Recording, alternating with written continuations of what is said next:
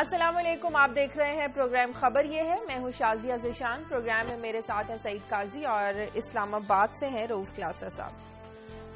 ناظرین، ایک کے بعد دوسری مصیبت، پھر کوئی نیا حادثہ، غربت، بے روزگاری، دہشت گردی، کیا یہ زخم کم تھے کہ اب سیلابی پانی میں لوگ گھرے ہیں؟ صرف یہی نہیں، ہمارے ہاں تو کچھ مصیبتیں ہم خود پالتے ہیں۔ وہاڑی کے ہسپتال میں آکسیجن کی کمی سے 7 معصوم پھول مرجھا جاتے ہیں۔ کیا اسے بھی قدرتی آفت کہیں؟ کیا کل لاہور دروغہ والا میں مسجد کی چھت گری جس میں 24 نمازی شہید اور 7 زخمی ہو گئے؟ کیا یہ ہماری اپنی غفلت کا نتیجہ نہیں کہ ہم روپے بچانے کی خاطر گھٹیا کوالٹی کا مٹیریل استعمال کریں گے؟ تو کیا یہ بھی خدا کا حکم ہے کہ ہم خود اپنے حادثات کا سامان پیدا کریں؟ کیا یہ سب مصیبتیں اچانک آتی ہیں یا ہم خود ان کی وجوہات پیدا کرتے ہیں اور سب سے بڑھ کر ان سے نمٹنے کی ہم صلاحیت نہیں رکھتے؟ ان ایشوز پر آج ہم بات کریں گے۔ کچھ اور عام خبریں بھی آپ کے ساتھ شیئر کرتے ہیں۔ سب سے پہلے قائصر سے پوچھ لیتے ہیں۔ جی قائصر شازیہ، میرا جو آج کی سٹوری آپ کی اس انٹرو سے جڑی ہوئی ہے۔ آج ہم یہ دیکھیں گے کہ ہمارے ہاں اب تک کتنے سیلاب آئے، پھر 2010 سے آن ورڈ ان سیلابوں میں کیا نقصانات ہوئے، کتنا پانی آتا ہے، کیا کر کے چلا جاتا ہے اور کتنا ہم ضائع کر دیتے ہیں، ہمارے واٹر ریزروائرز کتنے ہیں اور ہماری کیپیسٹی کیا ہے، ہم کیا کر سکتے تھے۔ اور خاص طور پہ میں ذکر کروں گا 2007 میں IPCC کی جو رپورٹ تھی، international panel on climate change, جنہوں نے یہ ہمیں خبردار کیا تھا کہ آنے والے دن کیا ہو سکتے ہیں اور ہمالیہ کے پیکس پہ گلیشیئر جو میلٹ کر رہے ہیں، اس حوالے سے 2-3 رپورٹیں تھیں، ان کو سامنے رکھ کے دیکھیں گے یہ ہمارے ساتھ کیا ہو رہا ہے، ہمیں کب عمل کرنا چاہیے تھا، اور 2025 تک ہمیں، یعنی یہ وارننگ 2010 سے 2025 کی تھی، تو آنے والے دنوں میں ہمارے ساتھ کیا ہو سکتا ہے اگر ہم نے اس کی پیش بندی نہ کی تو۔ ٹھیک ہے، کلاسر صاحب سے پوچھ لیتے ہیں۔ کلاسر صاحب، آپ کیا شیئر کریں گے آج؟ جی شازیہ، آج جو سٹوری آپ کے ساتھ شیئر کرنی ہے وہ یہ ہے کہ پچھلے 4 سالوں میں پنجاب میں 5 بڑے واقعات ہوئے، اور آف کورس ٹیررزم، فسادات اور دوسری حوالوں سے 5 بڑے واقعات ہوئے 4 سالوں میں۔ ان تمام پہ کمیشن بنائے گئے 5 کے 5 پہ، اور آج ہم آپ کے ساتھ شیئر کریں گے وہ کون سے بڑے 5 کمیشن تھے اور کیسے جو وزارت قانون ہے پنجاب کی وہ ان کمیشن کی رپورٹس کا قبرستان بن کے رہ گئی ہے۔ کسی ایک کمیشن پہ کی سفارشات پر نہ عمل ہوا ہے، نہ کسی کو سزا ملی ہے، بلکہ انٹرسٹنگلی اور فیکٹس اینڈ فگر کے ساتھ بات کریں گے، ثبوت کے ساتھ بات کریں گے، بلکہ تمام وہ ملزمان، چاہے وہ DMG کے تھے، بابو تھے ہمارے، یا وہ پولیس کے بڑے بڑے افسران تھے، سب کو بچا لیا گیا ہے۔ پیٹی بھائیوں نے ایک دوسرے کو بچایا ہے، سب کو کلین چیٹس ملی ہیں، یا پروموشن ملی ہے، یا ان کو وہ ملی ہیں، اچھی پوسٹنگ ملی ہیں۔ پھر جو ہم روتے رہتے ہیں، اور قاضی صاحب کل سے ٹھیک کہہ رہے تھے، بیٹھ کے ہم گفتگو یہاں کرتے رہتے، پھر اس کا کیا فائدہ ہے اور کس حد تک اس ملک میں قانون آئے گا؟ 5 بڑی یہاں پہ عدالتی کمیشن، اور 5 کے 5 ڈمپ کر کے انہوں نے وہاں پہ فائلیں دبا دی۔ ان شارٹ ورڈز ہم کہہ سکتے ہیں ردی کی ٹوکری میں پھینک دیتے ہیں رپورٹس کو۔ ردی کی ٹوکری میں آپ وہ ردی کی ٹوکری میں بھی ابھی کوئی آتے جاتے کوئی وہ آفس بوائے یا دوسرا وہ دیکھ لیتا ہے کہ شاید پڑے ہیں پیپر میں نے باہر پھینکنے ہیں۔ یہ تو ایسا قبرستان ہے، قبر بنی ہوئی ہے جس میں جو بھی کمیشن کی فائل آتی ہے، فائنڈنگ آتی ہے، وزارت قانون اٹھاتی ہے، اٹھا کے اس کو بوری میں یہ دفن کرنے والا کام ہے، قبرستان بن گیا ہے پورے کا پورا۔ یہ اس پہ آج تفصیل سے بات کریں گے۔ ٹھیک ہے، لیکن سب سے پہلے ایک افسوسناک واقعے کی بات کرتے ہیں جو کل لاہور کے علاقے دروغہ والا میں پیش آیا۔ کل نماز ظہر کے دوران مسجد کی چھت گر گئی جس سے 24 نمازی شہید ہو گئے، 7 زخمی ہو گئے، لیکن اللہ کا شکر ہے کہ چند ہی لمحوں کے بعد وہاں چھوٹے چھوٹے معصوم بچوں نے آنا تھا قرآن پاک کی تعلیم حاصل کرنے کے لیے۔ تنگ گلیاں ہونے کی وجہ سے وہاں پر مشینری داخل نہیں ہو سکی۔ کلاسر صاحب، کیا ایسے حادثات کو بھی ہم قدرتی آفت کہیں یا ہم خود سامان پیدا کرتے ہیں اور انتظار کرتے ہیں کہ کب ایسے حادثات آئیں اور کب پھر ہم الرٹ ہوں، کب پھر ہماری مشینری الرٹ ہو، پھر کب حکومت الرٹ ہو اور کوئی نوٹسز لیے جائیں؟ شازیہ، ابھی آپ نے جب کہا نا کہ گلیاں تنگ تھیں تو ریسکیو میں ڈیلے ہوئی ہے، ایک اور خبر بھی ہے ہمارے روزنامہ دنیا میں چھپی ہوئی ہے کہ جب کرینز بھیجی گئی ہیں کہ جائیں اور ملبے کو ہٹائیں کہ شاید उनमें डीजल ही नहीं था। डीजल नहीं था, पता नहीं डीजल कहाँ चला गया, न किस साइड पे डीजल आजकल आ जा रहा है, कहाँ परमिट दे रहे हैं, कैसे कर रहे हैं। तो डीजल ही नहीं था। ये हम लाहौर की बात कर रहे हैं, ये राजनपुर की बात नहीं हो रही, सात का बात नहीं हो रही, घोट की, जैबकाबाद, ये उनकी हम बातें नहीं कर रहे कि यहाँ से हजारों मील दूर हैं, जहाँ जानवरों की तरह की जिंदगियां हैं, नामा कंसेप्ट फेयर एनफ। ये लाहौर की बात हो रही है जहां पे गाड़ियों का डीजल ही नहीं है। दाद दें हमारे इस पूरे सिस्टम को, दाद दें जो सिस्टम को ऑपरेट करते हैं, जो रोने रोते हैं, बैठ के आंसू बहाते हैं, उनको दाद दें। एक चीज। दूसरा, इसमें क्रिमिनल एलिमेंट देखें जरा आप। दुनिया जो है वो दो चीजों पे चलती है। बाज यहाँ पे प्रिवेंटेबल या डिजास्टर है, बाज आप प्रिवेंट नहीं कर सकते, उन पे काम कर रहे हैं कि हम कैसे कर सकते हैं, बहुत सारी चीजें हैं।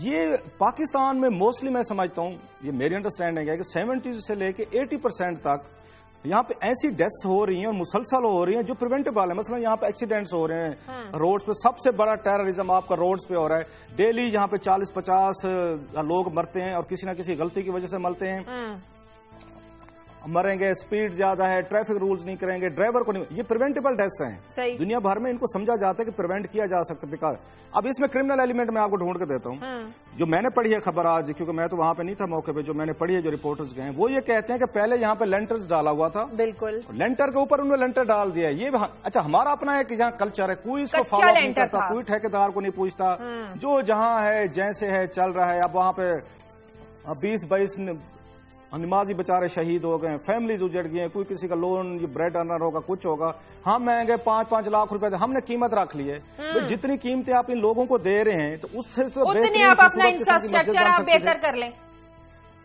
उसमें मस्जिद बन सकती थी। अब इसमें देखें कि यहाँ पे 20 नमाजी शहीद हुए, 5-5 लाख, मतलब क्या है, आपने 1 करोड़ रुपया दिया है, 1 करोड़ से कितनी खूबसूरत आप मस्जिद बना सकते थे। या जो पैसे आप दे रहे हैं फ्लड वाले एरियाज में, वहां पे आप बेहतर तरीके के इंफ्रास्ट्रक्चर डेवलप कर सकते थे, कुछ छोटे मोटे डैम्स बना सकते थे। आपने उन पे नहीं जाना, प्रिवेंशन पे नहीं जाना। बंदे मर गए हैं, मेरे जैसे 2-4 रिपोर्टर साथ लो, हेलीकॉप्टर में बिठाओ, उसको फोटो खिंचवाओ, फिर अपने और फिर अखबारात में छपवाओ, फिर उनकी प्रोपगेशन करवाओ। हम कितने अच्छे मैनेजर हैं और ये दाद वसूल रहे हैं। और मसला ये है कि हमारे यहाँ बनने वाली जो बिल्डिंग्स हैं, इन पर कोई चेक एंड बैलेंस नहीं है। इस पे तो बात हो सकती है, और ये हर साल तकरीबन मार्क करते हैं इतनी बिल्डिंग्स, और जो बिल्डिंग डिपार्टमेंट है, कराची पे हमने स्टोरी की, लाहौर पे हमने स्टोरी की, ये सिर्फ इतला दे देते हैं कि जी साढ़े तना रहना, जिसे आप पंजाबी में कहते हैं। तो लेकिन मैं आपसे एक और एंगल से बात कर, आपने पूरा नहीं बोला, कुछ बोलते जागते रहना हमसे ना रहना। अच्छा, आप इसमें मैं आपको फिगर्स देता हूँ। 20वीं सदी के अवाइल तक, आज तक लाखों सालों से इंसान इस कुरे पे है, तो सिर्फ जो आबादी थी वो 1.2 बिलियन थी, 1.25 बिलियन आबादी थी। अब इस 20वीं सदी से लेके अब 21वीं सदी की पहली दाई या दूसरी दाई में हम एंटर हो चुके हैं, तो 7.5 बिलियन आबादी हुई। तो हम ये ज़हन में रख सकते हैं कि यहाँ पे मलेरिया से लोग मर जाते थे, ट्रीटेबल डिजीज से लोग मर जाते थे। यहाँ पे जो एवरेज लाइफ एक्सपेक्टेंसी रेट जिसे कहते हैं, औसत तवक्को हयात जिसे कहते हैं, जो हमारे यहाँ आज जापान में मेरे ख्याल में सबसे आगे है, जो रिसेंटली मैंने देखा है, या इससे पहले जब सोवियत यूनियन का इन्हदाम नहीं हुआ था तो उसमें वो सबसे आगे था, वो तकरीबन 79 तक चला गया या इसके लगभग चला गया। और आज लेकिन हम क्या देखते हैं, एक बात तो कलासर साहब ने बिल्कुल ठीक की कि हम हादसों से तो बच नहीं सकते इस ग्लोब पे, हमारी जिंदगी एक हादसा है इस ग्लोब पे। मैंने वो आपको याद होगा जैसे सुनामी आई थी, तो कैसे कुदरती हादसात हैं, कुछ अपने पैदा करदा हादसात नहीं। अब इसमें देखने की क्या बात, मतलब सुनामी में हमने देखा, जो जापान में CNN ने लाइव दिखाई कि कैसे पानी पीछे जा रहा है और लोगों को घेर के मौत की जानब ले गया। लेकिन अब उसमें यह है कि इंसानों ने यह सीखा है कि जिस तरह प्रिवेंटेबल डेथ्स की उन्होंने बात की है, और जैसे हमने देखा कि 6.5 यानी 100 साल में 6.5 बिलियन आबादी इस ग्लोब की बढ़ गई, और लाखों सालों में वो 1.2 बिलियन थी। इसका मतलब यह है कि प्रिवेंटेबल क्या है और कैसे हम बच सकते हैं।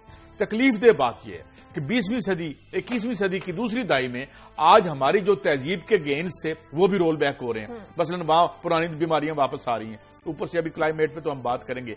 तो इसमें से मैं एग्री करता हूं कलासर साहब से कि बहुत कुछ प्रिवेंटेबल है। मिसाल के तौर पे नए ना बनाए, जो हमारे इस वक्त कानून में बिल्डिंग कोड्स हैं, क्या वो इस मस्जिद के जो है वो बिल्डिंग बाय लॉज, एक बात आपने दूसरी स्टोरी की किसकी, 7 फूलों के मुरझाने की, तो क्या پاکستان کی آئین میں اس بات پہ عمل ہوا کہ جناب آپ نے صحت کی فیسلٹی دینی ہے اور اگر آپ لیس دین 1% اپنے ہیلتھ کا بجٹ رکھیں گے تو بچے مریں گے. تو اس کا مطلب ہے کانشیسلی جہاں ہمیں یہ منصوبہ بندی کرنی چاہیے کہ ہم لوگوں کی زندگیاں بچائیں.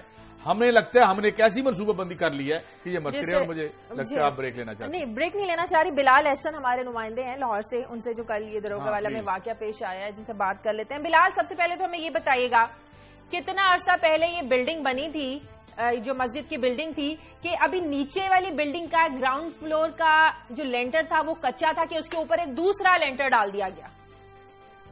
جی اچھا بالکل ایسے ہی ہے کہ یہ لینٹر تو ڈالا گیا تھا بالکل آپ نے جس طرح بتایا جس طرح کا سب ذکر بھی کرتے رہے ہیں کہ یہ 2 منزلہ عمارت تھی جس کے اوپر مٹی سے بھر کے لینٹر ڈالا گیا تھا جو 6 انچ جو ہے اس کی چوڑائی بتائی جا رہی ہے کہ اتنا مٹی جو ہے اس لینٹر کے اندر موجود تھی جو نیچے مسجد کے اندر موجود تھا. اس کے علاوہ جو اوپر تھا اس میں بھی مٹی موجود تھی.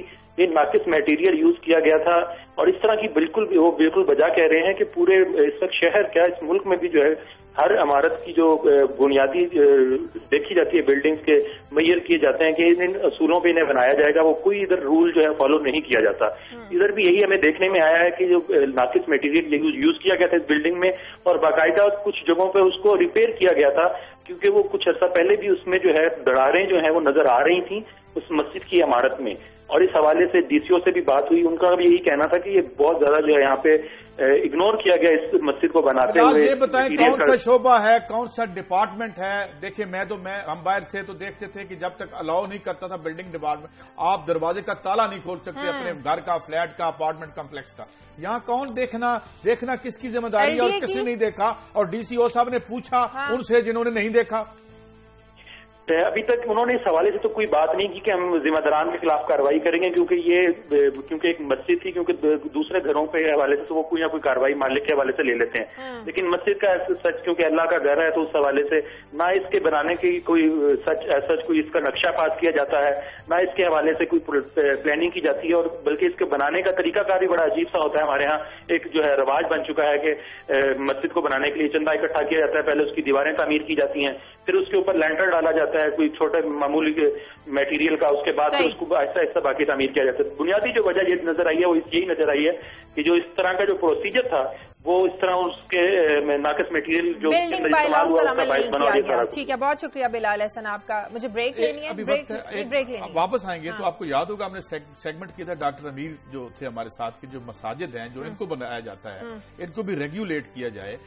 میں یہی بتانے لگی ہوں بالکل کہ بریک کے بعد ہم بات کریں گے کہ لاہور میں 99% یعنی کہ 99% سے جو زائد مساجد ہیں یہ نقشے کی منظوری کے بغیر تعمیر کی گئی ہیں اور بلڈنگ بائی لاز پر عمل درآمد کروانا کس کا کام ہے؟ ایل ڈی اے کا. اس پر بات کریں گے ایک بریک کے بعد.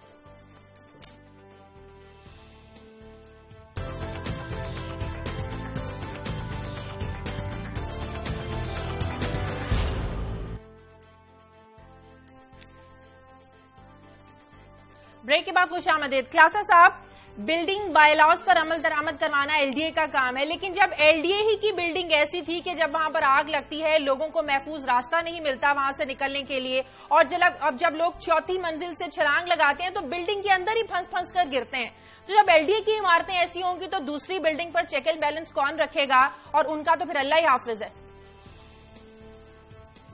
میری تو آپ کو میں پہلے بتا دوں شعر و شاعری میری بڑی کمزور ہے, پڑھتا ضرور ہوں, مجھے یاد نہیں رہتا. قاضی صاحب کو یاد رہتے, ان کو یاد آ جائے گا. وہ شعر نہیں ہے قاضی صاحب؟ کون سا سر؟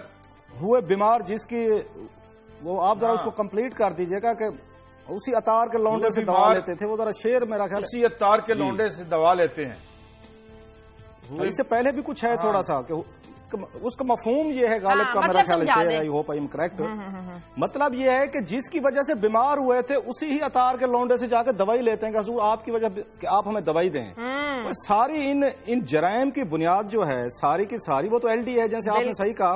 پوری قوم نے لائیو دیکھا لاہور شہر کے ہارٹ میں اتنے سنگ دل اور میرے سنگین قسم کے میں نے فوٹیج نہیں دیکھے ہوں گے کہ اوپر سے چھلانگیں لگائی ہیں اور نیچے بھی اتنا انتظام نہیں تھا. کوئی میٹریس رکھ لیتے, کوئی چیزیں رکھ لیتے, کوئی جھولے, دنیا بھر میں جھولے ہوتے ہیں کہ اگر کوئی لوگ اوپر بلڈنگ سے چھلانگ لگا رہے ہیں تو نیچے جھولے ٹائپ رکھ لیں تاکہ ان پہ سوئنگ کریں اور دوبارہ مجھے یاد آ گیا ہے. سن لیں جی کیا سادہ ہیں, بیمار ہوئے جس کے سبب میر کیا سادہ ہیں، بیمار ہوئے جس کے سبب اسی عطار کے لونڈے سے دوا لیتے ہیں. آپ جاری رکھیے.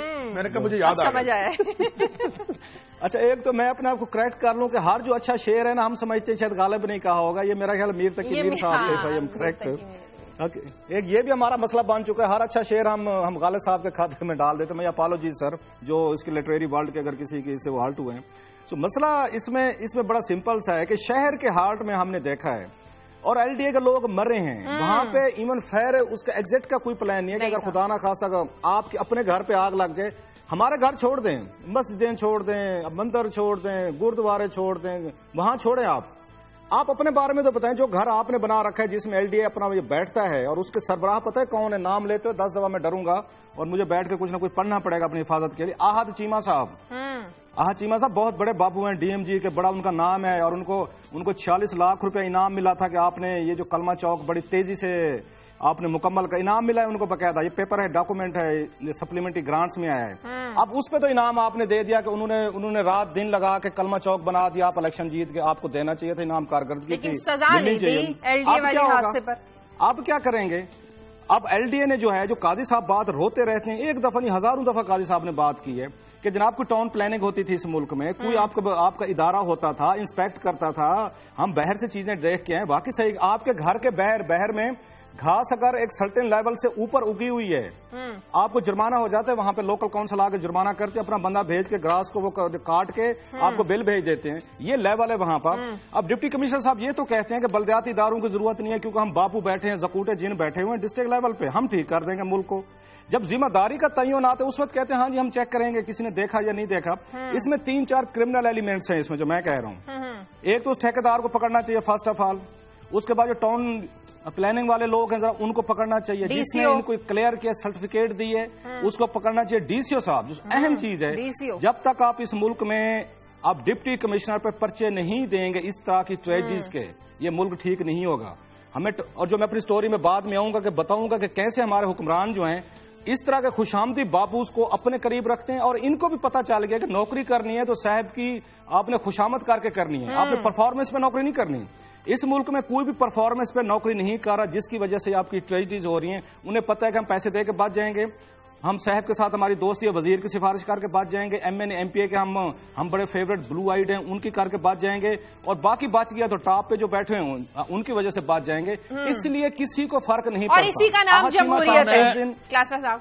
آج چیمہ صاحب کو اس دن برطرف ہونا چاہیے تھا جس دن ایل ڈی اے میں آگ لگی اور لوگوں نے چھلانگیں لگائی، اس دن ان کے خلاف کارروائی ہونی چاہیے تھی. آج جو نیا ایل ڈی اے کا چیف آتا تو میرا خیال ہے وہ تھوڑا سا ڈر ہوتا. لوگ مر رہے ہیں، چھلانگیں مار رہے ہیں، کوئی نیچے دب رہا ہے، کوئی اوپر وہاں پہ آگ میں جل رہا ہے، جلتے رہیں دی ڈیم کیئر. اچھا کلاس صاحب وداؤٹ اینی فنڈامنٹل آپ سے کہ اس بات پہ میرا کوئی اختلاف نہیں ہے، لیکن میں ایک اور اینگل سے بات کو دیکھیں ذرا. مثال کے طور پہ اگر یہ بلڈنگز تو 47 سے بن رہی ہیں ابھی تک ہیں اور یہ ایک سلسلہ چل رہا ہے، آج چیمہ صاحب تو آ جائے، یہ چلے گئے، کل کوئی اور آ جائے گا. اچھا اب کیا اس کا حل کیا ہے؟ اگر حل دیکھیں نا ہم سولوشن کی طرف آتے ہیں. اس کا مطلب یہ ہے کہ جتنی ڈیلیپیڈیٹڈ بلڈنگز ہیں یا ایسی بوسیدہ عمارتیں ہیں جن کے گرنے کا احتمال ہے، اب یہاں سے لوگوں کو موو کیا جائے. ٹھیک ہے، اور یہ 1-2 نہیں ہے، یہ سینکڑوں میں ہے اور ہر شہر میں ہے. اور اچھا کچھ ہم یہ کریں، اس کو چھوڑیں. ابھی کراچی پہ ہم نے سٹوری کی تھی، میری سٹوری کا فکر دوبارہ دہرا دیتا ہوں.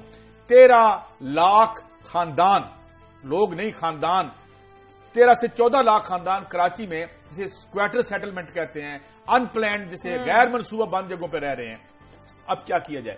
یا تو نوکری ہو سکتی ہے، یا پھر یہ کہ یہ جو یا اگر یہ انیشیٹ کرنا ہے آپ کو تو اس کا مطلب یہ ہے کہ جو عمران خان اور طاہر القادری اور ایون نواز شریف صاحب، شہباز شریف صاحب بات کرتے ہیں انقلاب کی، کئی دفعہ بات کی، تو پھر انقلاب اوپر سے شروع کریں نا. ان آبادیوں کو سیفر زونز میں لے کے جائیں. ابھی آئیں گے بات، یہ اتنے لوگ جو ولنریبل ہیں، اور آج میں رپورٹ دوں گا آپ کو انٹرنیشنل 2007 سے آئی ہوئی ہیں کہ آپ نے کیسے پروفائلنگ کرنی ہے آبادیوں کو لے کے تاکہ منیمم ہو لاس. تو میرے خیال میں یہ ایک بندے کا معاملہ ہو نہیں سکتا، وہ یا نوکری کرے یا استعفیٰ دے کے گھر بیٹھ جائے. وہ اس حالات میں، اس زمانے میں، اس سسٹم میں آ کے وہی کرے گا جس طرح وہ میں نے آپ کو لطیفہ سنایا تھا وہ نالائق ٹیچر کا کہ CUP کپ نہیں ہوتا، CUP سپ ہوتا، وہ لڑتا بھی. کلاس صاحب کل وزیر اعظم صاحب کی بات سن کے اتنی حیرانگی فرماتے ہیں کہ سیلاب اچانک آیا، بارشوں کی کوئی پیشگی اطلاع نہیں دی گئی تھی، جبکہ محکمہ سب جانتے ہیں کہ محکمہ موسمیات جو ہے یہ جولائی میں ان بارشوں کی پیشگوئی کر چکا تھا. تو اس کا مطلب یہ ہوا کہ ہم انتظار کرتے ہیں. کل وزیراعظم صاحب کی بات نے یہ ثابت کر دیا کہ ہم نہ تو کوئی پری پلاننگ کر سکتے ہیں، نہ ہی ہم کوئی حفاظت اقدامات کر سکتے ہیں، ماں سوائے اس کے کہ جب کوئی حادثہ رونما ہو تب ہماری مشینری حرکت میں آئے. شاہ جی، آپ نے وزیر اعظم صاحب نے کل ایک اور بیان بھی دیا، انتہائی محترم ہے. انہوں نے کہا جہاں جہاں سیلاب جا رہا ہے وہیں وہیں شہباز شریف صاحب ساتھ ساتھ چل رہے ہیں. یہ کل ہمارے دنیا ٹی وی پہ چلتا ہے، بلکہ کل ہم کامران شاہد کے شو میں بیٹھے ہوئے تھے. ان کے ہیڈر کے اوپر وزیر اعظم کا یہ اسٹیٹمنٹ چل رہا تھا کہ جہاں جہاں سیلاب جا رہا ہے ساتھ ساتھ شہباز شریف صاحب بھی جا رہے ہیں. اب پتہ نہیں وہ سیلاب کے ساتھ نیگوسیشن کر رہے ہیں، مذاکرات کر رہے ہیں، جرگہ بنا رہے ہیں، کچھ دھرنے دے رہے ہیں، ان کو سمجھا رہے ہیں، ان کو منت ترلا کر لیں، بھائی کدھر چل پڑے ہو تم یار، کوئی اور روٹ لے لو یار، اور بھی صوبے ہیں اس ملک میں، اور بھی دنیا بڑی ہے یار، کس جگہ پہ ہو سکتا ہے اس طرح کی بات چیت. مطلب I am at last to understand کہ یہ کس طرح کا بیان ہے کہ جہاں جہاں سیلاب جا رہا ہے شہباز شریف صاحب ساتھ ساتھ چل رہے ہیں اور منت ترلے ہو رہے ہیں. ابھی تک مان نہیں رہا.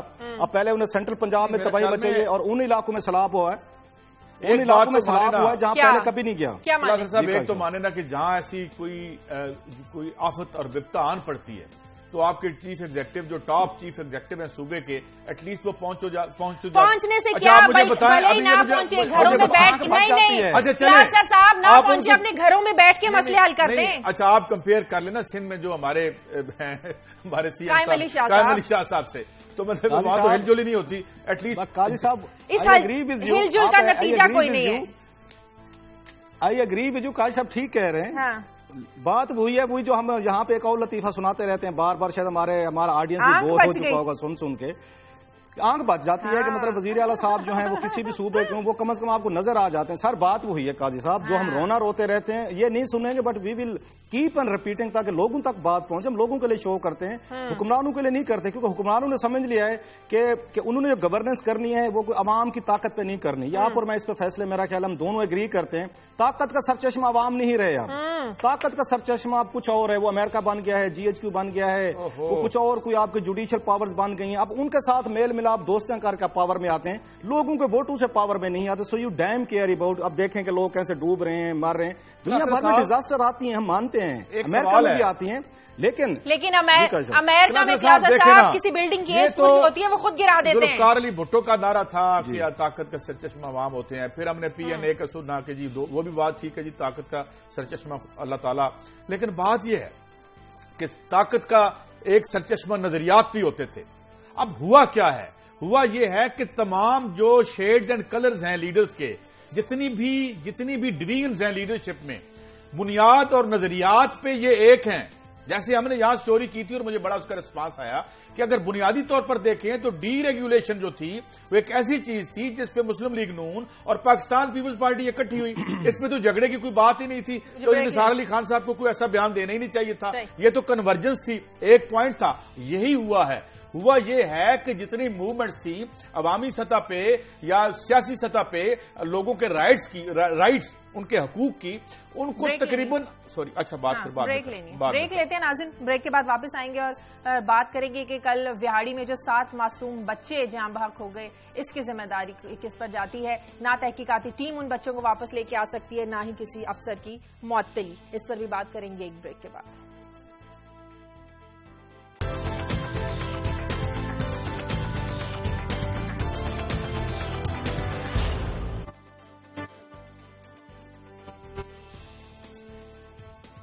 بریک کے بعد خوش آمدید. ہم ہر روز آنے والے حادثات کے بارے میں بات کر رہے ہیں. کیسا بھائی ڈاکٹر لال خان کا کالم کا عنوان مجھے بڑا اچھا لگا کہ عذابوں کے سمندر میں دریاؤں کا سیلاب.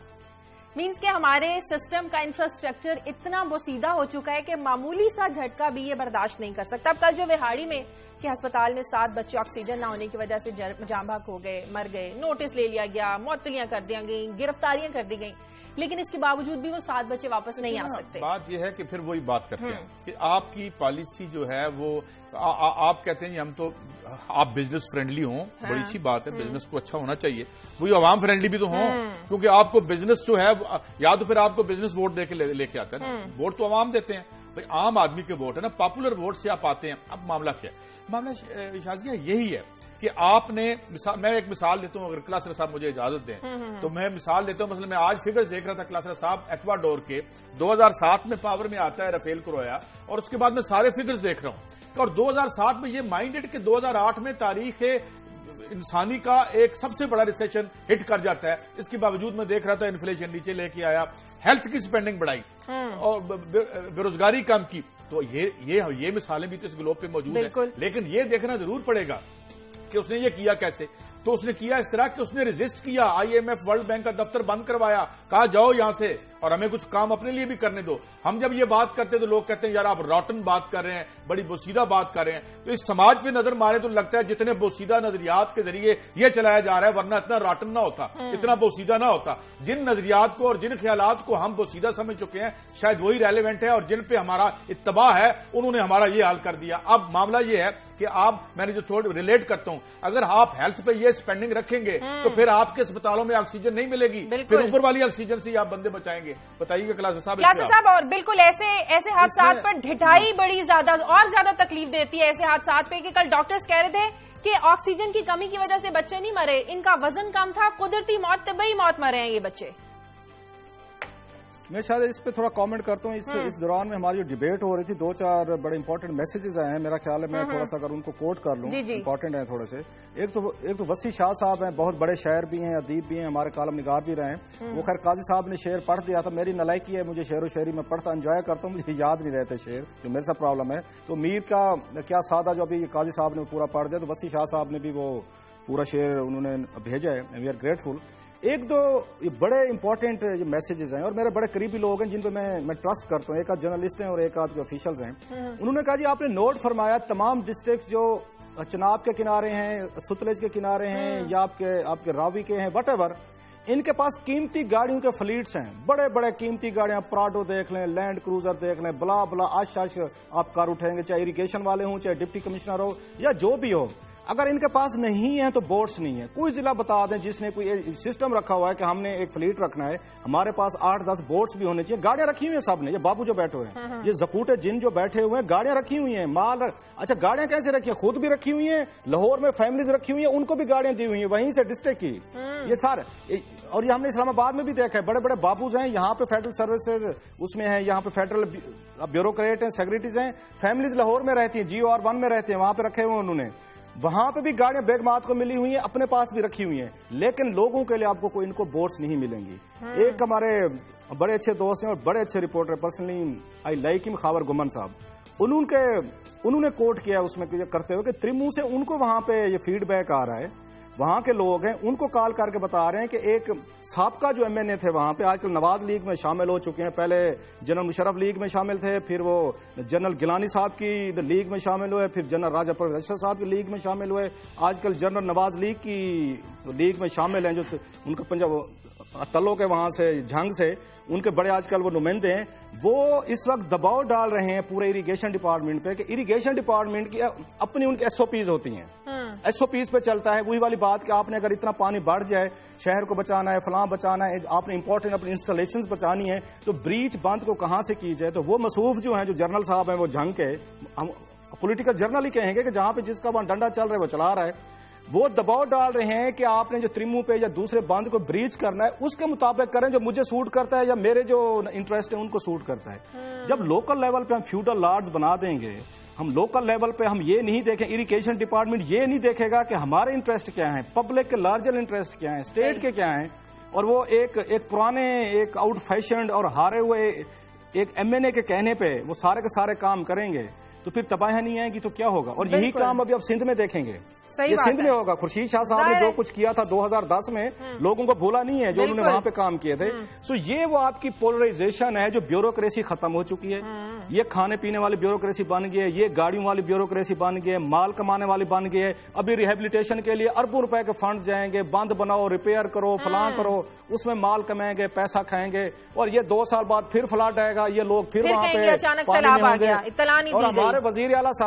اور ہمارے وزیر اعلیٰ صاحب پھر وہاں پہ بوٹ پہن کے کھڑے ہوں گے، فوٹو چھاپ رہے ہوں گے، میں اور قاضی صاحب آپس میں بیٹھ کے کاغذ پہ غور کر رہے ہیں. سول ڈیفنس کا نظام اس طرح سے موجود نہیں ہے ہمارے صاحب. میں اسی کے ساتھ ہی 2 منٹ لیتا ہوں آپ کے، اور یہ میں ایک سٹوری آپ کے ساتھ پیش کرتا ہوں کہ ہمارے ملک میں اب تک جب سے ملک بنا ہے 2 درجن کے قریب سیلاب آئے ہیں. اور ان سیلابوں میں جو نقصان ہوا اس کو تو چھوڑیں، لیکن ہم تازہ شروع کر لیتے ہیں۔ میں آپ کو کچھ فگر شیئر کرنا چاہتا ہوں کہ ہمارے ہاں جو واٹر انفلو ہوتا ہے اس میں وہ تقریباً 150 سے 165 ملین ایکڑ فیٹ جیسے MAF کہتے ہیں وہ آتا ہے، اور ہم جو جسے ہم پریزرو کرتے ہیں یا سنبھال لیتے ہیں وہ 11.5 MAF ہے۔ اب کلاسر صاحب اس میں دیکھیں کہ ہمارے پاس پانی کو ریزرو رکھنے کی 30 دن کی کیپیسٹی ہے، انڈیا کے پاس 120 دن کی کیپیسٹی ہے، اور ہم جتنا پانی ہمارے پاس آتا ہے وہ 7% ہم اس کا محفوظ رکھ سکتے ہیں۔ دنیا میں یہ ایوریج 40% کے قریب ہے۔ پر کیپیٹا جو کنزمپشن ہے پانی کی یا جو اویلیبلٹی ہے وہ ہمارے یہاں 72 کیوبک میٹر ہے، اور امریکہ میں 6150 ہے۔ اسی طرح سے جو ہم فریش واٹر ضائع کرتے ہیں وہ 15% ہے، اور وہ 30 سے 35 MAF بنتا ہے، اور سائنسدان یہ بتاتے ہیں کہ 1 MAF پانی جو ہے اس سے ہم $2 بلین کا گین کر سکتے ہیں، گویا یہ $35 بلین بن جاتے ہیں۔ اس کے بعد ہمیں ہمارے ایک پرانے تھے ارسا کے رو ارشاد، ان کا ایک انٹرویو میں دیکھ رہا تھا، انہوں نے کہا ہے کہ ہمیں 3 ڈیم بنانے کے لیے، بادشاہ اور یہ کالا باغ اور ایک اور، کہ 3 ڈیم بنانے کے لیے $25 بلین درکار تھے، اور یہ 8 سال میں بنتے اور 5 سال میں یہ اپنی قیمت ادا کر سکتے تھے۔ اسی طرح ہم آگے اچھا کلر صاحب 2010 میں جو ہمارا لاس ہوا وہ عرض کر دیتا ہوں، دہرا دیتا ہوں، 1.1 ملین لوگوں کے گھر تباہ ہو گئے، اور اس میں سے 2000 لوگ مارے گئے، 1.2 ملین لائف سٹاک ہمارا تباہ ہوا، NDMA کے مطابق $10 بلین کا ہمارا نقصان ہوا، اور 11 اور 13 میں $8 بلین کا نقصان ہوا، یہ تقریباً 7-8% بنتا ہے، ملا لیں تو ہماری GDP کا۔ اب معاملہ کیا ہے؟ اس کے ساتھ ہی میں سٹوری ختم کرتا ہوں کہ 2007 میں یہ رپورٹ آئی IPCC کی، international panel on climate control. اچھا اس رپورٹ میں یہ بتایا گیا تھا کہ جو ہمالین گلیشیئرز ہیں یہ پگھل رہے ہیں، اور یہاں بڑے ایکسٹریم ایونٹس ہوں گے اس علاقے میں، اور 10 سالوں میں ہم بہت کچھ پیش بندی کر سکتے تھے۔ جوڑتا ہوں اس بات کو شادیہ کی اس بات سے کہ ہم نہیں بچ سکتے حادثوں پہ حتمی طور پہ، اور زیرو ہماری فرٹیلٹی نہیں ہو سکتی، مگر ہم 70-80% جو سائنس نے ہمیں بتایا ہے ہم اس سے نکل سکتے ہیں، اگر یہ فنڈ جو ہیں آج ہمیں سوئٹزرلینڈ سے نہ لینے جانا پڑے، جس طرح ڈار صاحب بہت کوشش فرما رہے ہیں، اگر یہ فنڈ یہاں زمین پہ لگیں اور سائنس کی مدد سے ہم لوگوں کو بچانا چاہیں تو وی کین منیمائز دی لاس، اسے نیگلیجیبل بنا سکتے ہیں۔ مجھے بریک لینے دیں، بریک کے بعد جب واپس آئیں گے تو بات کریں گے کہ پنجاب میں پچھلے 4 سالوں میں بڑے واقعات اور 5 واقعات پر کمیشن بھی بنا، لیکن ان کمیشن کی رپورٹس کے ساتھ کیا ہوا یہ ہمارے ساتھ ساری ڈیٹیل شیئر کریں گے کلاسرا صاحب ایک بریک کے بعد۔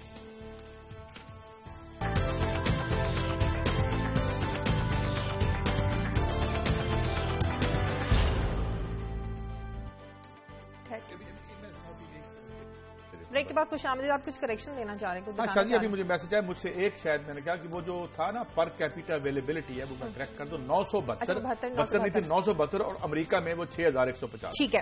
اچھا کلاسرا صاحب، پنجاب میں پچھلے 4 سالوں کے 5 بڑے واقعات، ان واقعات پر کمیشن، پھر کمیشن کی رپورٹ، اور پھر ان رپورٹس کا انجام کیا ہوا یہ آپ بتائیں۔ یہ میں وہ آپ کو کولیبریشن بتانا چاہتا ہوں کہ ہم بعض دفعہ جوڈیشری پہ ہم تنقید کرتے ہیں، اور بہت سارے لوگ کہتے ہیں جوڈیشری پہ ان کے یقین نہیں کرتے جو کمیشن بنتے ہیں۔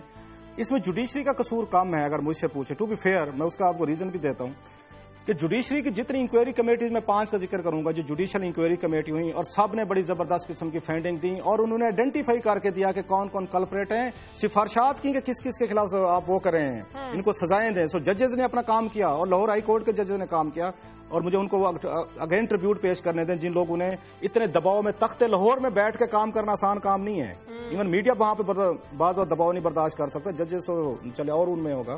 مثلا یہ کام شروع ہوا، سری لنکن ٹیم پہ اٹیک ہوا 2009 میں، چلے ہم بینیفٹ آف دا ڈاؤٹ دیتے ہیں، جو ملنا چاہیے، شہباز شریف صاحب اس وقت وزیر اعلیٰ نہیں تھے، اس وقت گورنر راج لگا ہوا تھا، اگر مجھے اچھی طریقے سے یاد آ رہا ہے۔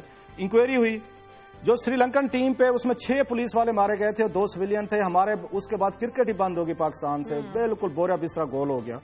اس میں جن پولیس افسران کی ڈیوٹی تھی، جنہوں نے روٹ پہ جانا تھا، چیک کرنا تھا، سیو کرنا تھا، بچانا تھا، انہوں نے گلیڈیٹر کا ایک رول ادا کرنا تھا، وہ مصروف گھروں پہ سوئے ہوئے تھے یا دفتروں میں بیٹھے چائے پی رہے تھے۔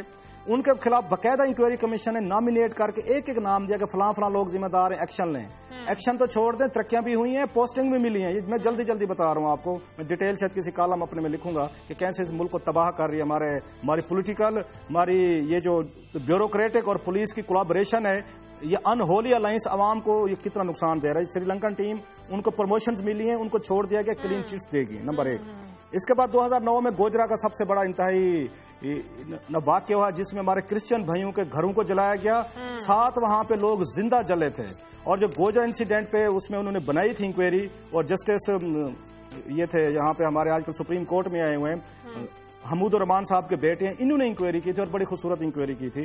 اس میں جو انہوں نے وہاں کے وہ ڈی پی او تھے اور وہاں پہ ان کے جو پولیس کے چیف تھے احمد رضا طاہر صاحب, ان کو انہوں نے ذمہ دار قرار دیا کہ کئی دن تک وہاں پہ فسادات ہوتے رہے, اور مصوف نے کوئی پولیس ڈپلائی نہیں کی, کوئی روکنے کی کوشش نہیں کی, it was free for all. اور انہوں نے کرسچن کو جلا دیا, گھر جلائے, مارا. ایک خاندان کے 7 لوگ وہاں پہ بےچارے وہاں پہ مارے گئے, اور وہ پورا باقی بقیہ بچے جو تھے وہ ملک ہی چھوڑ گئے یہاں پہ. اس وقت ہماری بدنامی نہیں ہو رہی تھی جو ہمیں بتایا جاتا ہے, ابھی آج کل بڑی ہماری بدنامیاں ہو رہی ہیں. وہ ہوا, اور اس میں کیا کہ احمد رضا طاہر صاحب کو اس کے 6 مہینے بعد لاہور کا CCOPO بنایا گیا.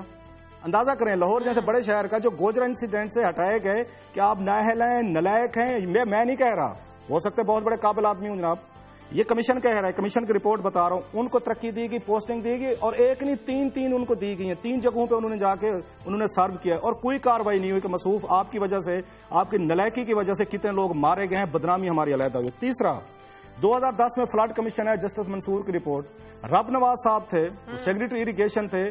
جسٹس منصور نے پوری کاروائی یہ کل بھی میں بتا چکا ہوں آپ کو, انہوں نے رب نواز صاحب کو اس میں رسپانسبل قرار دیا کہ سیکریٹری اریگیشن نے کی وجہ سے یہ الفاظ ہیں, جانیں بھی ضائع ہوئی ہیں اور اربوں روپے کا نقصان بھی ہوا ہے کہ انہوں نے صحیح فیصلے صحیح وقت پہ نہیں کیا. ان کو وہاں سے ہٹا کے وہ میں اسی پہ آتا ہوں, انہوں نے وہاں سے ہٹایا. اب یہ ریکمنڈیشن پہ عمل کیسے ہوتا ہے؟ وہ کہتے ہیں گوجرا کا وہ جو ہے افسر ہے اس کو ہٹائیں, ہٹا کے لاہور لگا دیتے ہیں. اچھا انہوں نے کہا جی رب نواز صاحب جو نااہل یہ افسر ہیں DMG کے, ان کو ہٹائیں. وہاں سے ہٹا کے انرجی میں لگا دیا. انرجی میں انہوں نے تباہی کی. وہاں پہ شہباز شریف صاحب کو بڑا دیر سے خیال آیا, انہوں نے ان کو صوبہ بدر کیا. اسحاق ڈار صاحب ان کو Benazir Bhutto income support programme میں لے آئے کہ جناب آپ تو بڑے قابل آدمی ہیں, آپ ہیں, 115 روپے کا پروجیکٹ ہے یہاں پہ بیٹھے, اس کو چلائیں. یہ اگین ریوارڈ دیا جا رہا ہے. یہ تیسری انکوائری. آپ کو یاد آ جائے گا جسٹس خواجہ صاحب کو قتل کرنے کی ایک سازش تیار ہوئی تھی 2010 میں. اس کی بھی ایک 3 رکنی کمیشن تھا, جسٹس قاضی فیض عیسیٰ صاحب اس کے سربراہ تھے. اس کی بڑی خوبصورت رپورٹ ہے. انہوں نے جس افسر کے خلاف کارروائی کا کہا تھا 3 کے خلاف, اس میں ڈاکٹر توقیر شاہ صاحب بھی شامل تھے, ہمارے دوست ہیں جو. اس میں اسپیشل برانچ کے کرنل احسان صاحب بھی تھے, اور بھی اسپیشل برانچ کے 2-4 اس میں لوگ شامل تھے. توقیر شاہ صاحب کے خلاف 2010 میں کارروائی کی سفارش کی گئی تھی. کہا گیا تھا کہ ان کو کبھی اہم پوسٹنگ مت دیں. یہ شہباز, یہ میرے پاس رپورٹ ہے, میں نے اس پہ پوری کتاب لکھی ہے اس پورے اسکینڈل پہ, ایک قتل جو نہ ہو سکا. اور ڈاکٹر توقیر شاہ صاحب کو سب سے زیادہ بڑی پوسٹنگ دی گئی, اور ان کے جو باقی لوگ تھے ان کو ریوارڈ کیا, کسی کو سزا نہیں ملی. لاسٹلی ماڈل ٹاؤن کی جو بھی جسٹس باکر نے کی ہے, آپ کے سامنے ہے کہ انہوں نے باقاعدہ پن پوائنٹ کیا کہ کون کون لوگ ذمہ دار ہیں اور کن کن کے خلاف کارروائی ہونی چاہیے. اس پہ بھی کوئی عمل درآمد نہیں ہوا. اس سے ایک ہی بات ثابت ہوتی ہے, کلاسا صاحب جو ادھر ہلاکتیں ہوئی تھیں اس پہ بھی کمیشن بنا تھا. میں نے نہیں, بہت سارے کمیشن بنے ہیں. اب ہوا کیا ہے کہ یہ جو وزارت ہے ہماری قانون ہے, یہ بیسیکلی قبرستان بن گئی ہے جوڈیشل کمیشن کی رپورٹس کا. میں یہ ریکویسٹ کرتا ہوں اپنے ججز صاحبان سے, ان فیوچر ان کو کہیں پولیس کے ذریعے انکوائریز کروائیں, DMG کے ذریعے انکوائری کروائیں. اگر آپ نے خود بیٹھ کے اس طرح کام کرنے ہیں کہ ایک بھی انکوائری رپورٹ پہ آپ نے عمل نہیں کرانا, پھر ہزاروں صفحات. اب اس میں گوجرا والے انسیڈنٹ میں آپ دیکھ لیں, جو اقبال حمود الرحمان صاحب تھے, انہوں نے 500 گواہوں کی وٹنسز کے ایویڈنس, 500 گواہوں کو وٹنس لینا کتنا ٹائم لگا ہوگا ان کا, لیبر, ایفرٹ, کاغذ. اور اس پہ کیا عمل ہوا, اس افسر کو پوسٹنگ دے دی گئی, ان کو CCOPO بنا دیا گیا, ان کو پروموشن دی گئی. سو میرا خیال ہے جوڈیشری اندر انکار کر دے کہ حضور آپ ہمارا نام استعمال کرتے ہیں کریڈیبلٹی لینے کے لیے, وقتی طور پر لوگوں کو آپ تھوڑا سا جذبات سے کھیلتے ہیں. اور ججز دیکھ لیں جی وہ کر رہے ہیں, جو کہیں گے کریں گے. اور اس کے بعد قبرستان بنایا ہوا ہے آپ نے وہاں پہ سیکریٹریٹ میں پنجاب میں, اور دفن کر دیتے ہیں رپورٹ. یہ 5 میں نے بڑے بڑے کیسز بتائے جس میں کچھ نہیں ہوا. بالکل صاحب, میں ایک دفعہ لائن پہ تھے میرے ساتھ مولانا فضل الرحمان, تو وہ تھوڑے سے برمبی ہوئے, تو میں نے کمیٹی کی بات ہو رہی تھی, کمیٹی بن گئی, تو میں نے کہا حضور یہاں تو کہا جاتا ہے جس چیز کو خو کھاتے ڈالنا ہو پنجابی میں اس پہ کمیٹی بنا دو, اور بس پھر وہ اسی طرح. صحیح بات ہے. اس کی سب سے بڑی مثال یہی جو بھی ثانیہ ماڈل ٹاؤن کی آپ بات کر رہے تھے کہ شہباز شریف صاحب نے کہا تھا جوڈیشل کمیشن اگر ذمہ دار ٹھہرا دے گا تو میں استعفیٰ دے دوں گا. لوگ وہ آج استعفیٰ دے رہے ہیں, نہ جانے کب وہ جوڈیشل کمیشن کی اس رپورٹ پر عمل کریں گے. چلیں آگے بڑھتے ہیں, مجھے تھوڑا سا ٹائم رہ گیا ہے. جھنگ سے رپورٹر ہمارے لیاقت شاہ, ان سے بات کرنی ہے. لیاقت آواز آ رہی ہے, ہمارے ساتھ ہیں آپ؟ جی آ رہی ہے آواز. لیاقت, جھنگ میں بڑی تباہی کا خدشہ تھا اس سیلاب سے, 18,000 بند کو توڑنے کا فیصلہ کیا گیا تھا لیکن ابھی تک توڑا نہیں گیا, کیا وجہ اس کی؟ شازیہ یہ 18,000 باندھ جو ہے یہ سیلاب کے خطرے کے پیش نظر شہر کو بچانے اور تریمو پل کو بچانے کے لیے اس میں ڈائنامائٹ نصب کر دیے گئے تھے ایک ہفتہ قبل. تو یہ کل جب ہم نے سٹوری کی تھی تو میں نے بتایا تھا کہ 4 دن سے وزیر اعلیٰ صاحب ہائی الرٹ کروا دیتے ہیں تو آتے نہیں ہیں. تو کل وہ خوش قسمتی سے جنگ تشریف لائے ہیں, ان کا قدم مبارک جنگ میں آیا ہے. تو جیسے ہی وہ گئے ہیں اسی وقت سے یہ 18,000 باندھ توڑنے کا فیصلہ جو ہے انتظامیہ کی طرف سے مؤخر ہو گیا ہے. ابھی یہ پتہ چل رہا ہے کہ 18,000 کے قریب ایک شوگر مل ہے اور اس علاقہ میں بڑے لوگوں کے جو ہے کنٹرول شیڈ ہے جہاں ایک وقت میں 60,000 70,000 ہزار چوزا نکلتا ہے. اور 18,000 کو خالی بھی کروا لیا گیا تھا, بار بار اعلانات بھی کروائے گئے تھے, مگر اس کو بند کو توڑا نہیں گیا, جس کی وجہ یہ ہوئی کہ شہر کی طرف پانی کا بہاؤ بڑھتا اور رات بھی جلان. جو آپ بتا رہے ہیں اس کا مطلب یہ ہوا ان شوگر ملوں کو بچانے کے لیے اور ان شیڈز کو کنٹرول شیڈز کو بچانے کے لیے یہ فیصلہ نہیں کیا گیا. لیکن کچھ خبریں ایسی بھی آ رہی ہیں کہ جنگ میں پانی ختم ہو رہا ہے, پانی اتر رہا ہے, اس لیے فیصلہ نہیں کیا گیا اس بند کو توڑنے کا. جب یہ رات وجلانا کا بند ٹوٹا ہے تو میں کل سے ٹرائی کر رہا تھا ڈی سی او صاحب کو. ڈی سی او صاحب اپنا نمبر اٹینڈ نہیں کر رہے تھے. ابھی صبح 4 بجے میں نے ان سے بات کی ہے تو انہوں نے بڑی بے بسی میں مجھے یہ کہا ہے کہ 18,000 بند توڑنے کا یا کوئی بھی بند توڑنے کا جو فیصلہ ہے وہ میرے اختیار میں نہیں ہے.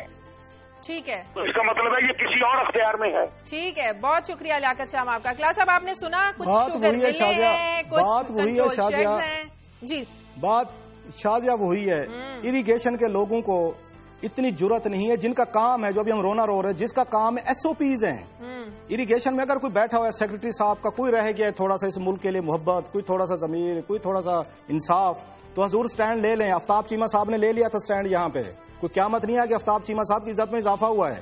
حضور آپ بھی لے لیں ذرا تھوڑا سا. سیکرٹری اریگیشن صاحب ہٹا دیں کہ آپ بھوکے نہیں مریں گے, تنخواہ ملتی رہتی ہے. آپ بتا دیں چیف منسٹر صاحب کو یا دوسرے پولیٹیکل انفلوئنس کو, جناب جو ہم بہتر سمجھیں گے اس ملک کے لیے, قوم کے لیے, وہی فیصلے کریں گے. ملک اس طرح بچ سکتا ہے. اس طرح نہیں بچے گا کہ آپ جائیں گے غلاموں کی طرح, ایک دربار لگا ہوا ہے, آپ چپ کر کے ڈانٹ ڈپٹ کھا کے آ جائیں گے. وہی کریں گے. ایس او پیز کو فالو کریں جو آپ کو کہتی ہیں. اگر کر سکتے ہیں کریں, نہیں کر سکتے تو یا تو شوگر ملیں بچا لیں یا معصوم لوگوں کو بچا لیں, آبادیاں بچا لیں, معصوم چوزے بھی بچ رہے ہیں. آپ نے غور نہیں کیا, لیاقت شام نے کہا چوزے بھی ہیں وہاں پہ.